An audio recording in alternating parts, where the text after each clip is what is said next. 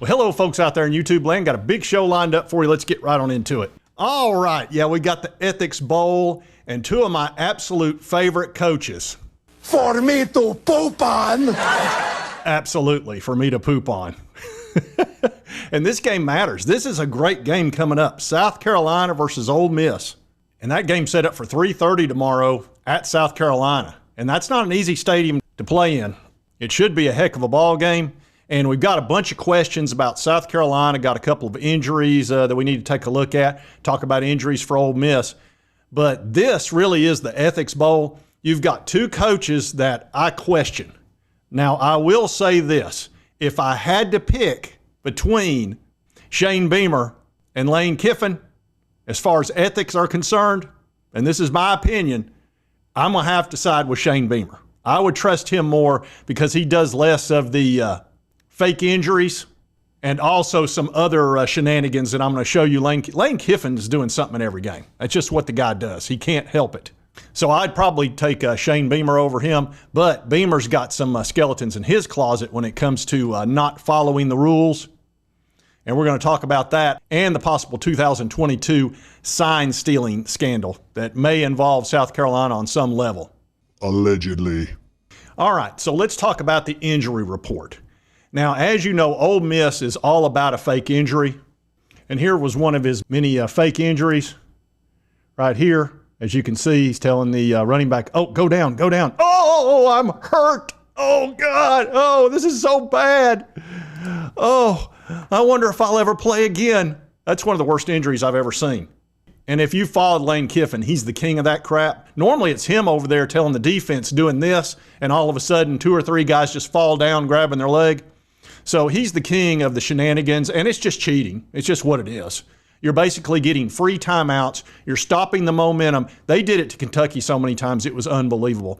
Every single first down that Kentucky had, any type of splash play, anything like that, one of the Ole Miss defenders would immediately go down with a cramp, and they'd take 2 or 3 minutes. You'd have to have a commercial break. The defense would get all lined up. They'd catch their breath. They'd kill Kentucky's momentum, and he's been doing it for years. And it's a huge advantage. It really is. I mean, there's a reason why you're only supposed to have 3 timeouts aside, and he gets like 10. That's a heck of an advantage to have. But now he's up to more shenanigans and more nonsense. Look at this injury report for Ole Miss. Yeah, right here. He's got 25 guys listed as injured, as either out, doubtful. He's got a ton of questionables and then a bunch of probables. That's ridiculous. For a comparison, I think Tennessee has 4 guys on the list. All right, he's got 25. And why is he doing that? He's playing games. First of all, he's showing he has no respect for the rules or, trying to get along with the NCAA or these new rules about an injury report. Because, look, gambling's legal now. People need to know those sorts of things. It's important. And he's just playing games and not shooting straight. And that's absurd. 25 is absurd.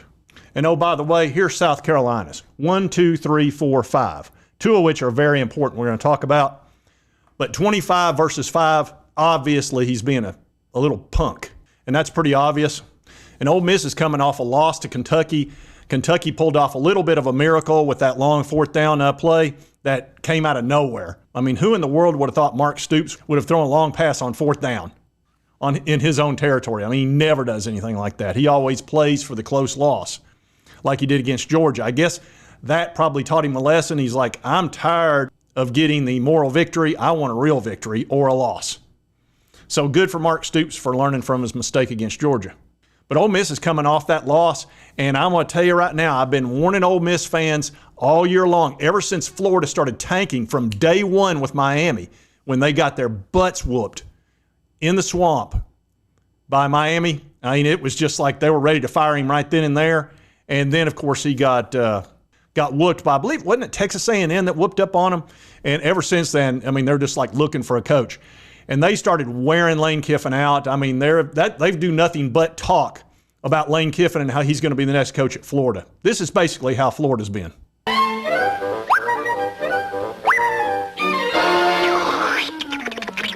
Yeah, they're ready to hire Lane Kiffin. I'll go ahead and tell you, as soon as Billy Napier loses another game, and it could be UCF tomorrow, which it should be a great game, UCF is favored at the Swamp.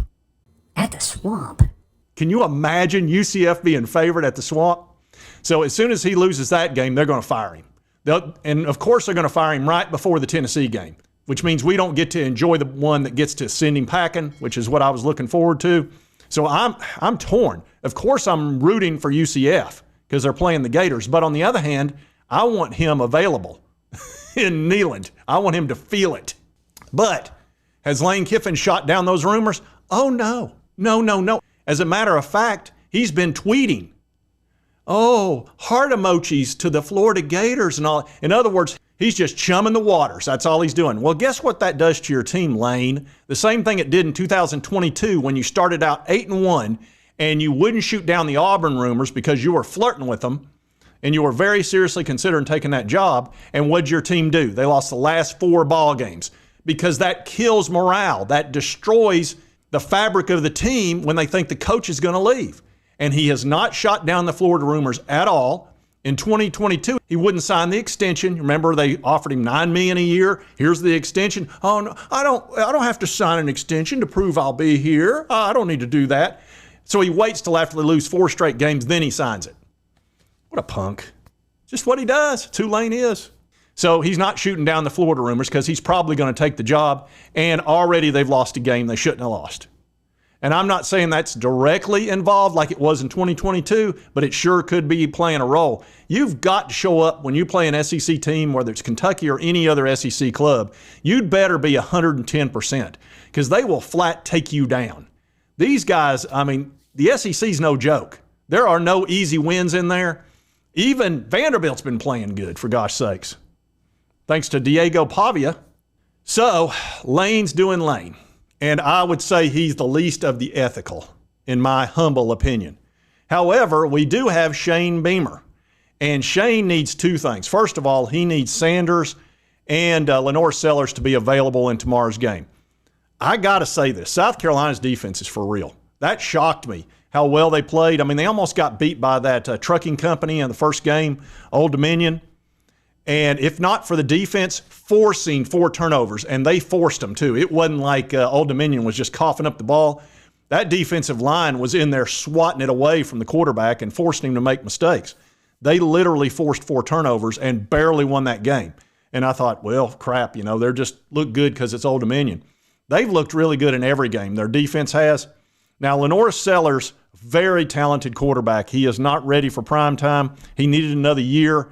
Super talented, but just, man, his fundamentals aren't there. His footwork's, it's sloppy, honestly. But you can see the talent. Dude's 6'3", 250. I mean, size is a skill, by the way, when it comes to the SEC. And I think he's going to be a good quarterback long term. And they do need him because they got that Robbie Ashford dude, and he's just a running quarterback. That's all he does. They can't beat Ole Miss with a running quarterback that doesn't throw. So they need Lenoris and they need Sanders. They need to be able to score the ball. I think their defense will probably throttle Ole Miss back and keep them in the mid-20s, but I don't know how many points South Carolina can score. Without Lenoris and without Sanders, it's going to be very difficult. And I'm not sure who I'm rooting for. And I guess I'll probably root for South Carolina, which probably surprises you on this one because it sounds like I don't like them because I'm ticked off about the 2022 supposed victory they had against us. And we've had a lot of revenge ever since then, and I told you we'd get our revenge. And I will have my vengeance in this life or the next. And we have. We beat them by 3 touchdowns up at Neyland the next year in 2023. We beat them in baseball, and then we won the national title. Matter of fact, we swept them. That's how we won the SEC. And then we beat them in basketball to win the SEC at their Coliseum. Which, look, that's 3 pretty big revenge factors. It's not enough, and I'm really mad we're not playing them this year.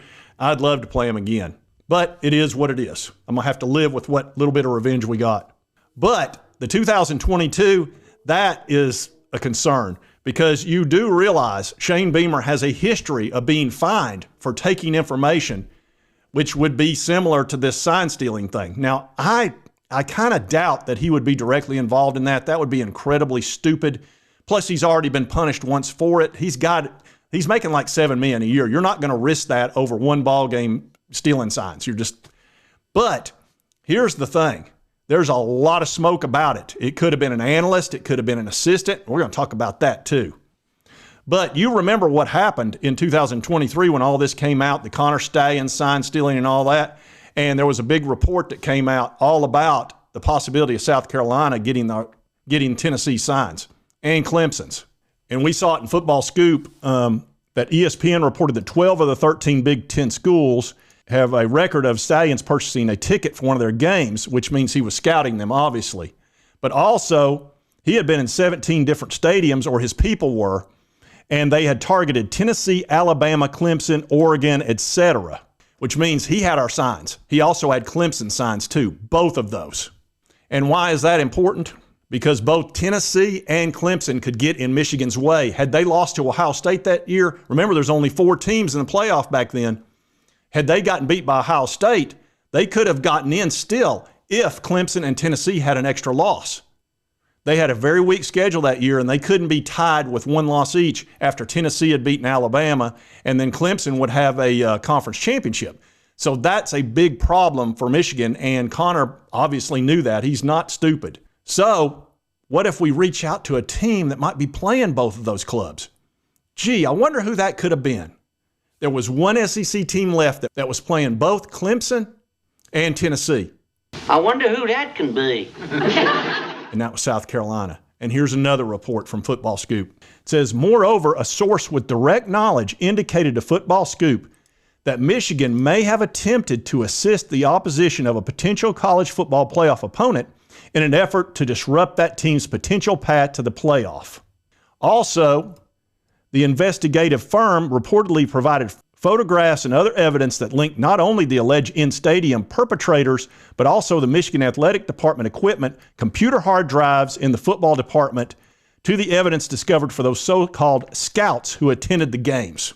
So, yeah, it was a big, ugly mess the way they were doing this. And you got to give him credit for one thing. He was very thorough. You know, he was good at stealing signs. Now, he would forward scout them. Obviously, he was sending people to do that, and they would record them. And that's what's been reported by the NCAA. And then he'd take them and figure out the signs and signals to the plays and figure out what they were. Allegedly. Not that difficult if you do that for a living and you've recorded all of it, which is why you're not supposed to forward scout and you're not supposed to record, because then you could do those things. And one of the funniest things of all that was the TCU coach who played Michigan in the playoffs, who said he was tipped off that they had done that, and he switched his plays around and his signals to where instead of a pass, it would be a run, and they wound up beating Michigan, which shocked everybody because TCU shouldn't even have been in that ball game. And the reason we know that is because Georgia absolutely spanked them. What was it, 63-7 or something right after that, because they were playing straight up. Michigan was way more talented than TCU, but they got all haywire because all the signals were the opposite of what they thought they were going to be. And the TCU coach even spoke to it in an interview with 2 journalists, said, yeah, we tricked them because we had, received advance notice. Once again, things that could have been brought to my attention yesterday. So the South Carolina connection, we don't know if that's actually true or not, whether or not they had our signals or whether or not they got tipped off. But here is something extremely interesting. Their head of recruiting, one of their key people on their staff for Shane Beamer and the South Carolina Gamecocks, just got fired. Yeah, it sure did. And the day after, the athletic director resigned. The day before ESPN Game Day arrived for the South Carolina LSU game, which was shocking. That is unbelievable. An athletic director resigns the day before ESPN Game Day shows up. I mean, that's like resigning the day before Christmas. That's the biggest day of the year, and you resign? I mean, that is not smoke. That is billowing smoke. So there's obviously fire there. We don't know why he was fired. We don't know why the athletic director resigned. We just know they did immediately. And Bro Bible reported that. Says athletic director suddenly steps down one day after football team accused of violations. Said Ray Tanner will step down from his duties and assume a new role at the university. Says the timing of his decision is either very suspicious or an unfortunate, poorly planned coincidence in terms of optics. Now, I don't think Ray Tanner has anything to do with this. I think he saw what it was and went, oh, crap. I'm a 2-time national champion baseball coach. He's beloved there for that. And he was like, I need to get away from this crap. This is no bueno and no place for Ray Tanner to be. So he took a different job there and will be kind of a support analyst type dude. probably give him counsel or something. But he didn't want to be in the line of fire of that nonsense. And the reporter says, does this have something to do with a potential punishment for the football team? As of right now, we don't know. He said, however, news broke on Thursday afternoon the Gamecocks' former director of player personnel is accused of serious violations of NCAA legislation prior to his departure from the program on July 3rd. And he was fired because of what they called sufficient and justifiable termination. He also said a lot of questions remain about what might have happened with the high-ranking football staffer after his bizarre, undiscussed resignation. He oversaw head coach Shane Beamer's entire recruiting operation and served as the primary liaison between the program and South Carolina's NIL collective. We're talking big dog here, okay? This isn't just some analyst. This was a big-time staff member. That's your recruiting and your money. Said, so the accusation of infractions that led to his ouster are rather suspicious, especially when there are no rules for NIL. So it probably wasn't related to that. Makes you think you got this Michigan thing going on, all of that, and suddenly got these 2 resignations or firing. Now, I'm not saying Ray Tanner was fired, but it's just super suspicious. And then he says, if that wasn't mysterious enough, the news of Tanner's resignation was announced less than 24 hours after the report about Edwards. The 66-year-old will remain as AD until his replacement is in place and then transition to become the athletic director's senior advisor to the president, focusing on fundraising and community engagement. And he says these 2 things may not be related in any way, shape, or form. Tanner's decision to step away and Edwards' alleged violations may not have any connection. Either way, the perception of these 2 separate occurrences happening in such close proximity to each other is poor. Maybe Ray Tanner and South Carolina are getting out ahead of a potential NCAA investigation. Maybe it's just bad timing. If it is the latter, which it seems to be, the Gamecocks should have held Friday's announcement next week. The dots are going to be connected even if they don't make a picture. Speculation is going to run wild. You can't resign the day before ESPN Game Day and just the day after another guy's fired for major NCAA infractions. Oh, come on! So I expect a heck of a ball game at 3:30 tomorrow between these 2 teams, and I'm hoping for South Carolina's sake and in order to make it a good game that Lenore Sellers can play and Rocket Sanders, who's a heck of a running back for South Carolina, because they need all the offense they can get. I think their defense will keep Ole Miss in check. And, of course, Ole Miss got Jackson Dart. He's a great quarterback, and he's got to be ticked off about losing that Kentucky game at home. And we'll see. I can tell you right now, if Ole Miss does lose and South Carolina beats them, which could absolutely happen at Williams-Brice, you can look for Florida to literally be camping on Lane Kiffin's front lawn. Yeah, they'll be there with the speaker, holding it up over, playing romantic music. They're going to be doing everything to get that guy. And I still think he's going to wind up with the Gators. I swear I do. And you know what, Ole Miss fans, don't get mad at me. Don't come in the comment section all ticked off. Oh, he's going to stay. It's his job to confirm to you that he's going to stay. And I know he could get a raise, another raise, which is another thing he may be doing as well. Because either way, he's going to win. But the problem is your team's going to lose in the process because he won't shut it down. And for all the South Carolina fans out there that are like, oh, you need to let 2022 go, that's old news. No, it's not old news. Not with this investigation going on in Michigan and having your athletic director and your head of recruiting and NIL liaison resigning within the same day almost. Give me a break. And I know you're going to say, well, you're just bitter. I am not bitter. Took that from me. Stole that from me. Killed that from me! Okay, I'm a little bitter about 2022. I will admit that. But rightfully so, it appears. We'll see. Time will tell. But I haven't heard anything come out of South Carolina about this. It sounds like they want to kind of keep it under wraps. Good luck with that. Anyway, if you like this content, be sure to hit that like button. Lets me continue to cover all these big college sports stories. If you've not subscribed, boom, boom, boom, hit that little button right there. Won't cost you a dime and help you keep up with these types of videos. And right over here's the most recent video YouTube thinks you'll enjoy based on your viewing history. We'll see you next time on Sports Talk J. And I'm not letting this go. Just not.